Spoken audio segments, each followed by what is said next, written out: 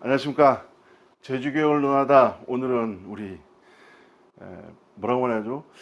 자, 민주당에는 뭐 현지호 의원님, 한동수 의원님 계시고, 진보당엔 야영수 의원님 계시고, 국민의힘에는 젊은 피, 그리고 가장 열정적이면서 의정 활동하시는 강경문 의원님을 모셨습니다. 안녕하십니까? 네, 반갑습니다. 강경문입니다. 원래 강경문 의원님은 제가 대신 소개한다면 뭐 도시재생 이쪽에 전문가이시면 환경, 개발, 뭐 모든 분야에 뭐 거의 전문가적 입지를 가지시고 계시고, 꼭 이번에 전반기에는 다른 상임위에 있다가 이번에는 교육위로 네, 환경도시위원회에 있다가 네. 교육위로 오게 됐습니다. 교육위로 와갖고 지금 어느 의원님보다도 더 열심히 특별하게 그 프로젝트를 구성한 게 있는데 제가 깜짝 놀란 게 있는데 네. 학교에 주상복합을 한다. 이 생각 굉장히 놀라운데 그 생각 어떻게 하시게 됐는지. 일단은 주상복합을 교육시설 복합화라고 말씀을 드리고 싶고, 읍면학교 그리고 원도심 학교가 좀 문제다라고. 그 문제는 뭐냐면 학생 수가 감소하니까 자칫하면은 폐교 유기까지 갈 수가 있지 않겠나. 그리고 또 폐교를 활용할 수 있는 방법도 있는 거고. 그래서 어쨌든 원도심 학교 하나 예를 들어보면은 뭐 우리 남초등학교가 지금 24년 올해 기준으로 100명, 정확히 101명 학생이 다니고 있어요. 그래서 100명 이하로 내려가는 건 정말 심각한 문제다. 그리고 뭐 예전부터 북초등학교, 그리고 우리 하면 뭐 동서남북이라고 하지 않습니까? 뭐 서초등학교도 있는 거고 동초등학교도 있고 하는데, 그 중에서 북초등학교가 또 한 250여 명, 그래서 나머지 학교는 뭐 500명 정도로 유지가 되고 있는데, 이런 원도심 학교를 살릴 수 있는 방법이 뭘까? 그게 그 밑에는 교육시설을 하고 위에는 행복주택, 그러니까 즉 청년 그리고 신혼부부들한테 둥지, 그러니까 아파트를 제공하게 되면은 이제 출산율이 높아질 거고, 그 출산한 자녀들은 당연히 이 학교에 가기 때문에 이게 그 아픔초, 그러니까 아파트를 품은 초등학교 해서 지금 서울에서 한 곳이 시행되고 있습니다. 예전에는 초품화, 이제 초등학교를 품은 아파트, 그러니까 우리 예를 들어서 백록초등학교가 그렇고 뭐 이제 여러 아파트가 생겨나면서 초등학교가 생기지 않습니까? 학교가 있으면 주변에 아파트촌이 있는 게 그렇죠. 예전 방식이라면 지금 의원님 생각은 아파트 내 위로 주상으로, 그러니까 교육시설 위로 행복주택이 들어가는 거죠. 그래서 이제 아픔초, 아파트를 품은 초등학교 해서 서울, 제가 한번 찾아본 서울의 그 효재초등학교가 지금 하고 있는데, 효재초등학교가 1895년도에 설립이 됐고 1960년대까지만 해도 학생 수가 5,000명이 넘었습니다. 60학급이었고 해서 그 학교가 지금 어떻게 됐느냐. 그 2023년 작년에 209명으로 엄청나게 감소가 됐습니다. 그래서 2014년까지만 해도 약 한 350명 정도 유지가 됐는데 이제 200명 이제 순으로 내려간다는 건 정말 문제가 있거든요. 그래서 이 학교를 어떻게 살려볼까라고 해서 그 교육청과 학교 그리고 여러 학부모들이 고심한 끝에 아까 말씀드린 아픔초, 이제 아파트를 품은 초등학교 해서 이렇게 지금 하고 있는 사례가 있다. 그래서 제주도에서도 예를 들어서 우리 남초등학교라든지 뭐 북초등학교라든지 활용할 수 있는 방법, 그러니까 예를 들어서 설명드리고 싶은 건 지금 뭐 서울부 아까 말씀드렸던 그 효재 초등학교 같은 경우는 조금 이제 크게 그 밑에는 교실, 위에는 그 아파트가 있는데, 저는 예를 들어서 그 북초등학교 보면 김영수 도서관 있지 않습니까? 거기도 도시재생 일환으로 이렇게 지어진 건데 지자체 예산이 투입이 돼서 한 겁니다. 그래서 예를 들어서 밑에는 도서관, 위에는 행복주택을 하면 어떨까라는 그런 겁니다. 또한 그 체육관, 또 행복주택이 있는 거고, 급식실, 또 행복주택이 있는 거고, 그리고 자녀 부지를 활용할 수 있는 방법도 있고, 안 되면은 교실을 지어서 위에는 행복주택에서 이제는 원도심 학교는 이런 식으로 가야지 않겠냐. 그리고 어쨌든 우리 그 제주도청에서도 그 지금 우리 행복주택을 공급을 하겠다고 7,000호 공급 계획을 발표했죠. 6,000호에서 좀 더 1,000호를 더 늘렸는데, 그런 공약사항을 하기 위해서도 필요한 거고, 그리고 교육청에서도 필요한 사업이지 않을까라고 해서 제가 구상을 하게 됐습니다. 지금 제주개발공사에서 이 청년들 신혼부부를 위해서 하는 건데 이거하고 접목시키면 괜찮지 않을까요? 그렇죠. 그러니까 어쨌든 그 개발공사에서도 공익적으로 해서 어쨌든 저렴하게 임대를 하는 거고 우리 청년 그리고 우리 신혼부부 그리고 뭐 독거노인한테 이렇게 하는 게 행복주택으로 볼 수가 있는데 개발공사하고 도하고 교육청하고 이렇게 같이 하면 좋지 않을까라고 해서 지난주에 이 자리에서 이 협의를 자리에서 했습니다. 예. 그래서 긍정적으로 다 예. 답변들이 있었고 거기에서 뭐 예. 특별한 내용이 나온 게 있나요? 특별한 내용보다는 지금 어쨌든 정부에서도 그 폐교라든지 학교 자녀 부지를 활용할 수 있는 방법을 적극 검토해라라는 주문도 있었고 그거에 따라서 법도 지금 개정을 하고 있거든요. 네. 정부 차원에서 사기법이 제정이 돼야 되니까 그렇지 않아고 또 하는 방법은 학교 내 일부분을 분할을 시키는 방법이 있습니다. 분할을 하고 이거를 이제 도 소유로 아니면 개발공사 소유로 해서 건물을 짓는 방법도 있고 여러 가지 방법을 지금 검토를 하고 있다라고 말씀드리겠습니다. 학교 예산하고 그러니까 교육 예산하고 일반 행정 예산하고 틀린데 예. 이 학교 위에 부지 학교 외에 이 아파트를 짓는다 이러면 도에서의 일반 행정 예산도 지원이 될 수 있겠네요. 그렇죠. 그러니까 지금은 예전 같은 경우에는 이제 교육청 부지하고 이제 지자체 부지 그리고 우리 중앙 그런 부지가 정확히 나눠 있는 지금도 그렇습니다. 근데 교육청에서도 사실 이 교육청 부지를 뺏기는 거 아니냐라고 하는데 전혀 그런 게 아니고요. 그 지자체와 같이 협력을 하는 사업이다라고 말씀드리겠고 그리고 어쨌든 이제는 그 15분 도시가 되면서 권역별 이제 생활 SOC를 15분 안에 이렇게 교육이든 뭐 돌봄 시설이든 의료든 쇼핑이든 관광이든 이렇게 누리게끔 만드는 지금 공약이 나왔지 않습니까? 이게 전 세계적으로 가는 거고 지금 뭐 부산도 그렇고 서울도 그렇고 그렇게 가고 있습니다. 그래서 그 안에 어쨌든 15분 도시 안에 교육이라는 시설이 들어가야 하기 때문에 이거는 지자체하고 같이 이제 앞으로 가야 될 방향이다. 그리고 미래지향적으로 이제가 그 시점 아닌가? 저는 그렇게 생각합니다. 네. 네. 얼마 전이죠. 그 교육행정질의 네. 에도 우리 강경무 의원께서 네. 김광수 교육감 상대로 질의를 하는 과정에서 해당 이 문제, 해당 사항에 대해서 일명 설전은 아닌데 약간 그 기세 싸움이 있었다고 하던데 좀 얘기해 줄 수 있을까요?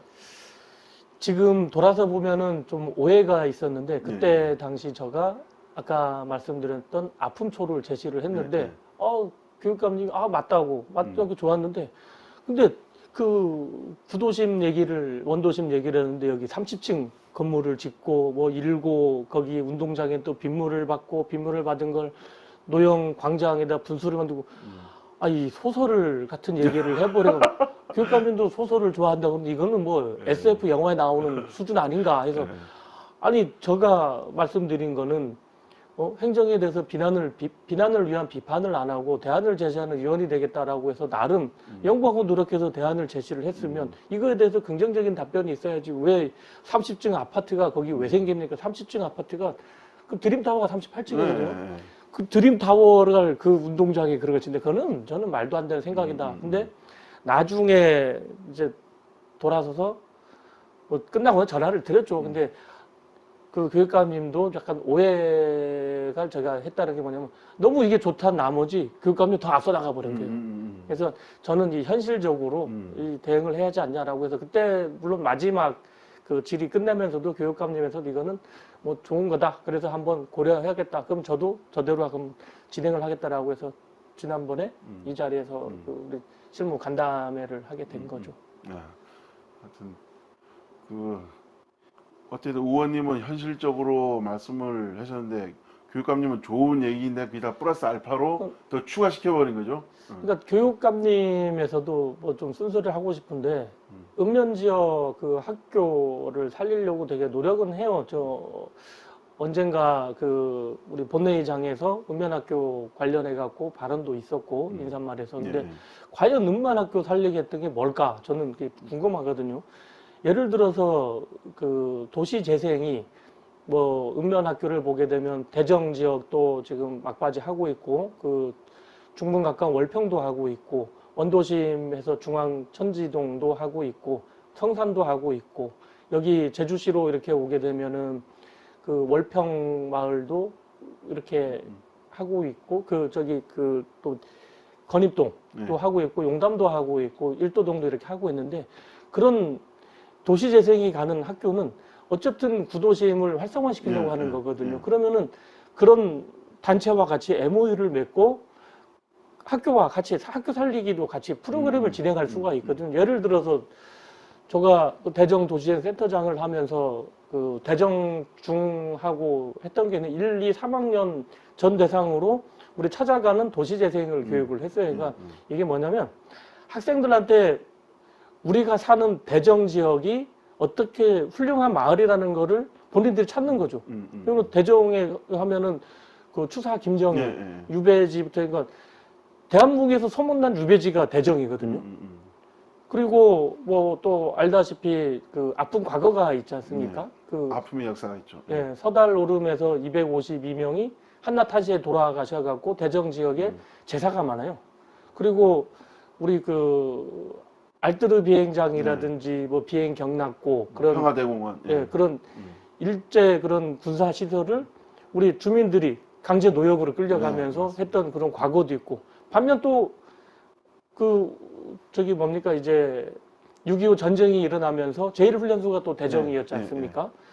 그리고 이제 현대화가 되면서 대정 하면은 이제 청보리 그 이제 가파도 청보리 축제 유명하죠. 또 마늘 유명하죠. 방어 축제 또 대정 유명하죠. 자리, 멜. 그러니까 이런 거 갖고 활용할 수 있는 방법. 대정에 또 영어 교육 도시도.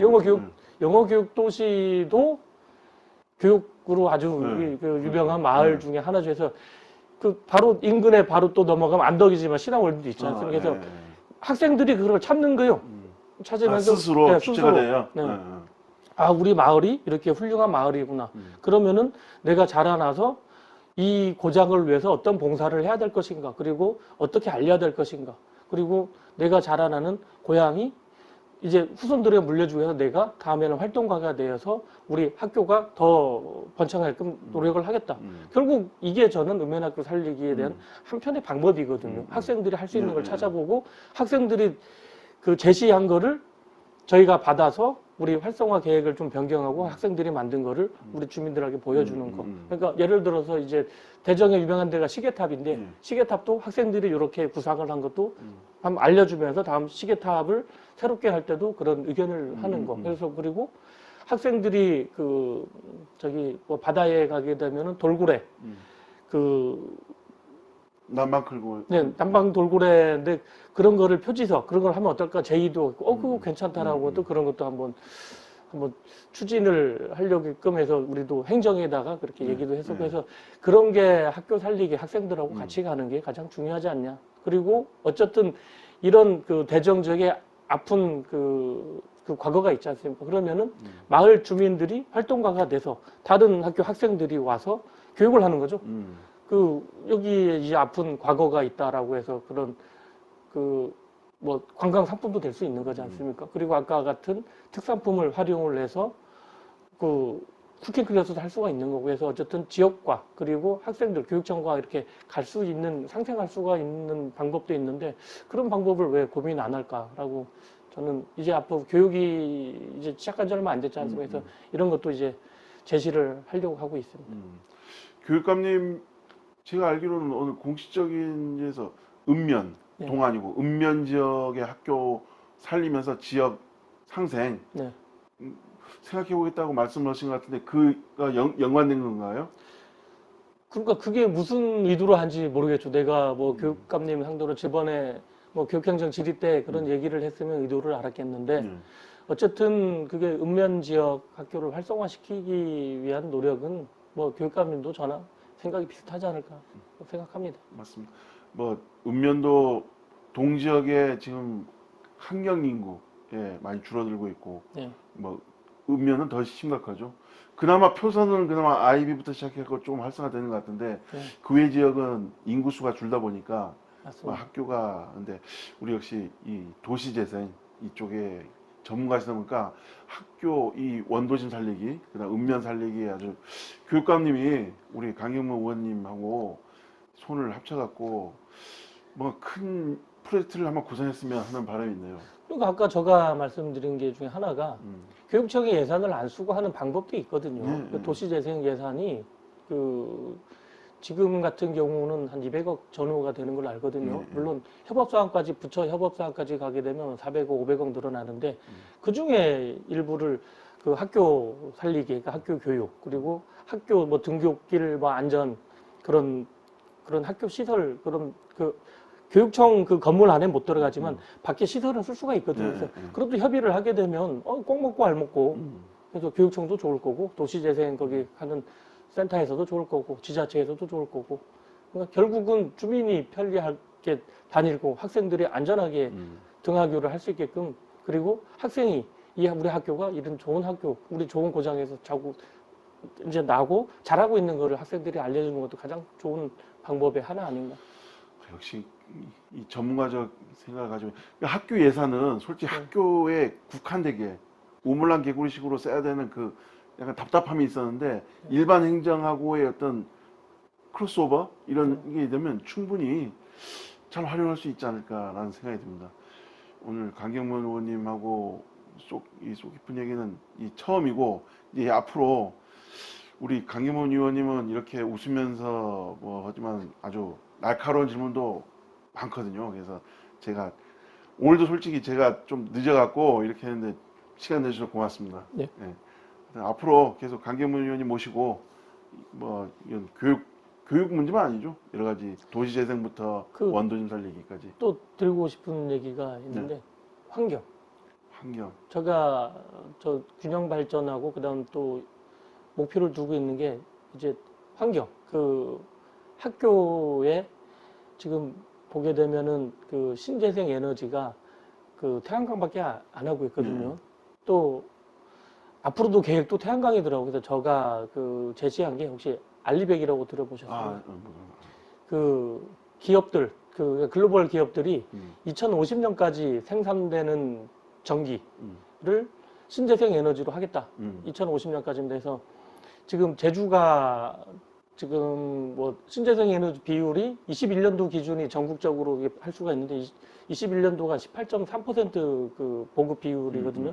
전국이 한 7.4 정도가 되는데 제도 높네요. 네, 2.5배 정도 차이가 납니다. 그리고 뭐 22년은 이제 19.2 그리고 작년 같은 경우는 다시 후진을 해서 18.4로 가는데 이게 출력 제한이 많이 걸리다 보니까 신재생 에너지를 확장을 못하는 거예요. 그러면 어쨌든 저는 그 신재생 에너지 메카가 제주가 맞기 때문에 학교가 알리백 학교 그러니까 뭐 2050년까지 제주에 있는 우리 그 학교에 있는 전기를 신재생 에너지를 쓴다든지 이렇게 하기 위해서는 뭐 그 패시브 설계 그리고 액티브 교육청에서는 그런 계획은 세웠어요. 그러니까 패시브가 뭐냐면 친환경 건축 자재로 만들어서 단열 보온을 높여서 에너지를 절감하겠다. 그리고 그 에너지는 우리 신재생 에너지를 2종, 3종을 하겠다라고 해서 그 제로하우스를 하겠다라고 그 야심찬 계획이 있는데 실제로 뚜껑을 열어보면 좀 많이 떨어진다는 거. 그래서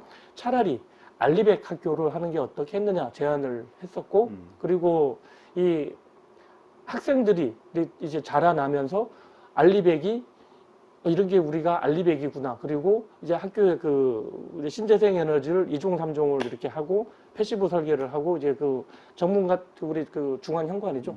현관에 가면은 그런 이런 테레비 그 모니터 안에 신재생 에너지가 이제 돌아가는 걸 보여주고 오늘은 나무가 몇 그루 심은 거 그리고 우리 시각적 효과 그렇죠. 그러면서 그 신재생 에너지가 저기 뭐 태양광이 있는 거고 태양열도 있는 거고 지열도 있는 거고 소형 풍력도 있는 거고 그 수열도 여러 가지가 있거든요. 그러면 그 제주 지역 그 특성을 살려서 쓸 수가 있습니다. 그래서 이런 신재생 에너지는 이렇게 해서 어떻게 전력이 생산됐고 이 전력을 해서 그 뭐 지열 같은 거, 뭐 수열 같은 거 그거는 뭐 좀 단어가 어려운 거 P2H라고 있습니다. 그 P2G가 그린 수소, 우리 그 신재생 에너지로 만드는 전기를 이용해서 물을 전기 분해해서 수소를 만드는 게 P2H. 그래서 지금 우리 도청에서 지금 가고 있는 건데 우리 교육청에서는 P2H 신재생 에너지 전기를 생산한 뭐 물, 지하수라든지 수열을 이용을 해서 냉난방 에너지를 쓸 수 있는 거. 그러니까 우리가 즉 다시 말해서 여름에 동굴 가면 시원하고 네. 겨울에 따뜻하거든요. 네. 그런 거를 구현할 수가 있습니다. 그래서 그렇게 함으로써 알리백 학교를 이렇게 알리면 정말 여기에 뭐가 있냐면 그런 글로벌 기업들이 2050년까지 하겠다고 협약을 해서 우리 대기업들도 많이 하고 있습니다. 그래서 소니가 일본에 그 말을 했습니다. 2050년까지 신재생의 비율을 안 높여주면 우리가 일본을 떠날 수가 있어. 그런 말을 했거든요. 그러니까 이런 알리백 학교를 하고 홍보를 하고 신재생 에너지의 출력 제한도 없애주고 이제 서로 지자체도 좋고 교육청도 좋게끔 하고 나중에는 그런 글로벌 기업들이 제주도에 오는 겁니다. 이제 우리 학생들이 알리백 학교를 다니고 이게 홍보가 되다 보면 기업들이 제주가 이렇게 신재생의 보급률이 높다 보니까 우리도 갈 수밖에 없네. 그러면은 그 학생들이 나중에는 양질의 일자리를 얻을 것이고 제주가 그럼 삶의 질이 더 윤택해질 거고 해서 교육청이 조금 더 앞서 나갈 수 있게끔 또 이런 제의도 하려고 하고 있습니다. 그 교육청보다 우리 의원님이 출력 제한 거 빨리 풀게끔 노력하는 게 또 큰 임무겠네요.